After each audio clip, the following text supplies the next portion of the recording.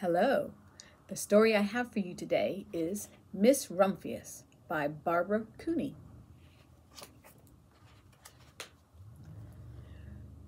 The Lupin Lady lives in a small house overlooking the sea. In between the rocks around her house grow blue and purple and rose-colored flowers.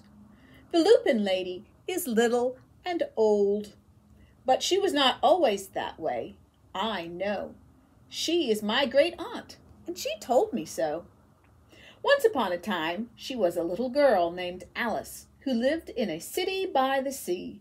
From the front stoop, she could see the wharves and the bristling masts of tall ships.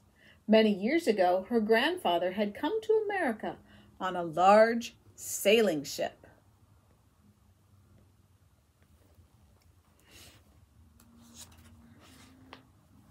Now, he worked in the shop at the bottom of the house, making figureheads for the prows of ships and carving Indians out of wood to be put in front of cigar stores.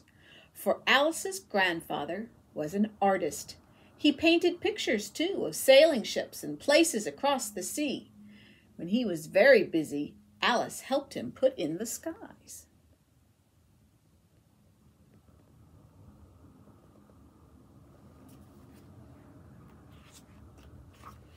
In the evening, Alice sat on her grandfather's knee and listened to his stories of faraway places. When he had finished, Alice would say, "When I grow up, I too will go to faraway places, and when I grow old, I too will live beside the sea."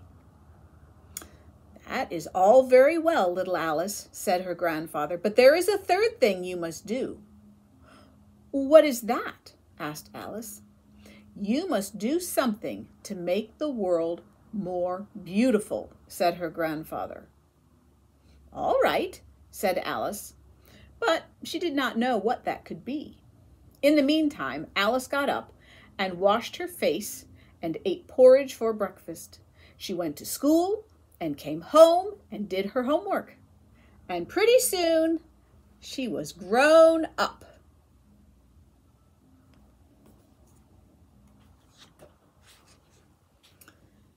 Then my great-aunt Alice set out to do the 3 things she had told her grandfather she was going to do. She left home and went to live in another city, far from the sea and the salt air. There she worked in a library, dusting books and keeping them from getting mixed up and helping people find the ones they wanted. Some of the books told her about faraway places. People called her Miss Rumphius now.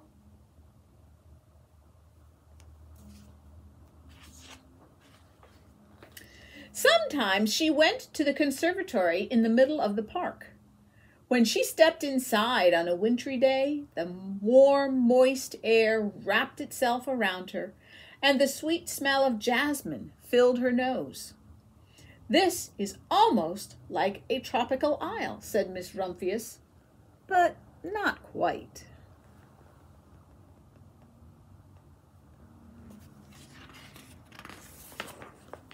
So, Miss Rumphius went to a real tropical island, where people kept cockatoos and monkeys as pets. She walked on long beaches, picking up beautiful shells. One day she met the Bapa Raja, king of a fishing village. "You must be tired," he said. "Come into my house and rest." So Miss Rumphius went in and met the Bapa Raja's wife. The Bapa Raja himself fetched a green coconut and cut a slice off the top so that Miss Rumphius could drink the coconut water inside. Before she left, the Bapa Raja gave her a beautiful mother-of-pearl shell on which he had painted a bird of paradise and the words, "You will always remain in my heart." "You will always remain in mine, too," said Miss Rumphius.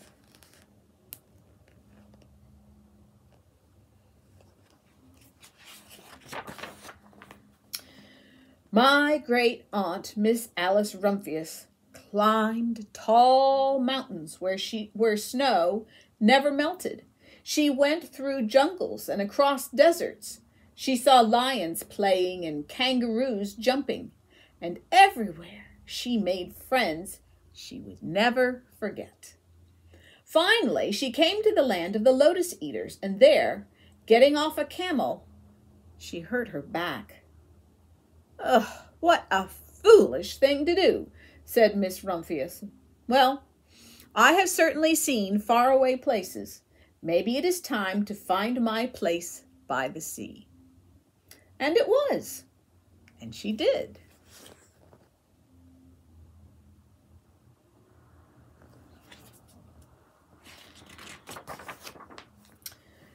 From the porch of her new house, Miss Rumphius watched the sun come up.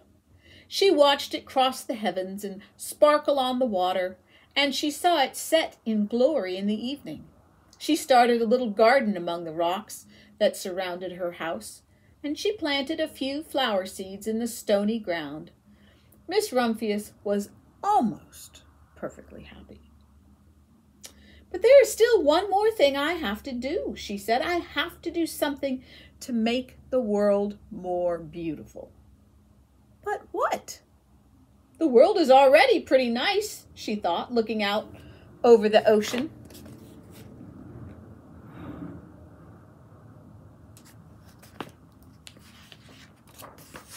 The next spring, Miss Rumphius was not very well.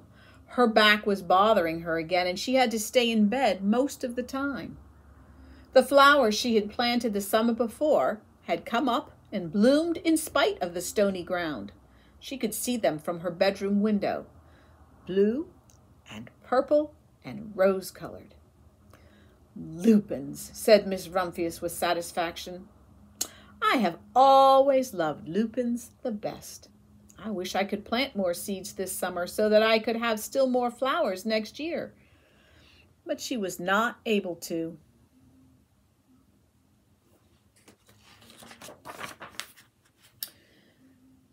After a hard winter, spring came. Miss Rumphius was feeling much better. Now she could take walks again. One afternoon, she started to go up and over the hill, where she had not been in a long time. "I don't believe my eyes," she cried when she got to the top, for there, on the other side of the hill, was a large patch of blue and purple and rose-colored lupins. "It was the wind," she said as she knelt in delight. "It was the wind that brought the seeds from my garden here, and the birds must have helped." Then Miss Rumphius had a wonderful idea.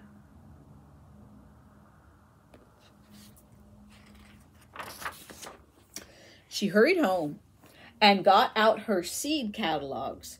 She sent off to the very best seed house for 5 bushels of lupin seed.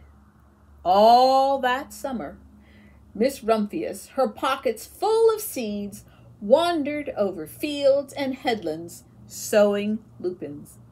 She scattered seeds along the highways and down the country lanes. She flung handfuls of them around the schoolhouse and back of the church. She tossed them into hollows and along stone walls. Her back didn't hurt her any more at all. Now, some people called her that crazy old lady.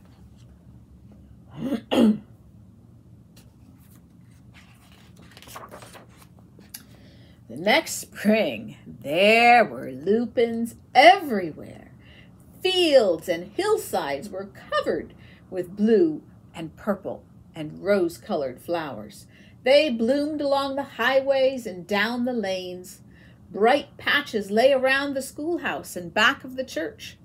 Down the hollows and along the stone walls grew the beautiful flowers. Miss Rumphius had done the third, the most difficult thing of all.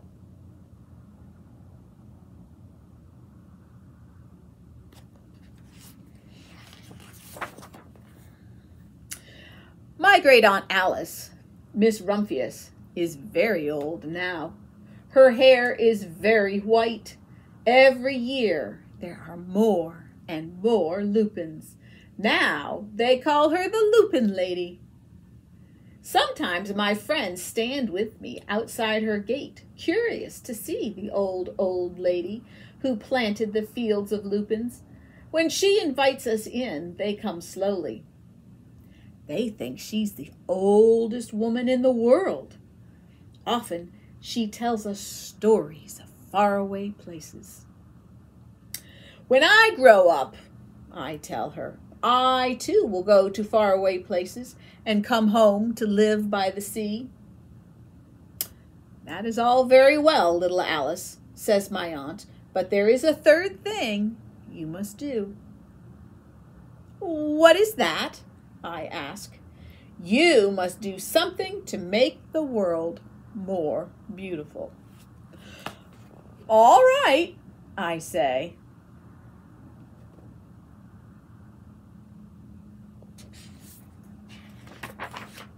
But I do not yet know what that can be.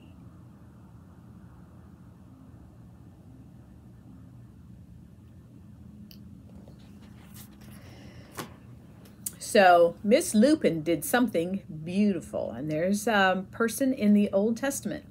His name is Elijah. He did something beautiful too, because he wanted the Israelites to come back and worship God again. The king at that time was King Ahab. He was a terrible king, and he allowed into Israel lots of different idols, and so the people were worshiping lots of different gods, not the one true God. So Elijah started praying, and he said, Lord, we got to do something here. And so they hatched up a plan.